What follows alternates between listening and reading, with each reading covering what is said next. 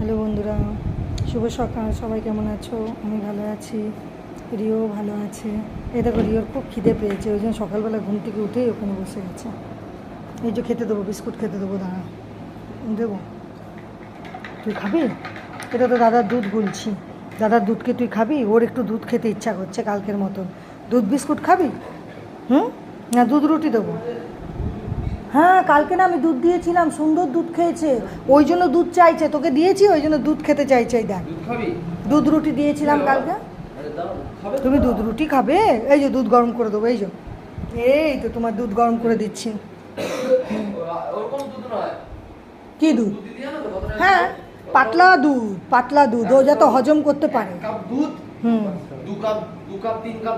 হুম, ও দুধের টেস্টটা কালকে পেয়েছে। আর আমি আম খাচ্ছিলাম, সেটাও দিয়ে দিয়েছি। বড় হয়েছে না, এখন একটু দুধ খেতে চাইছে।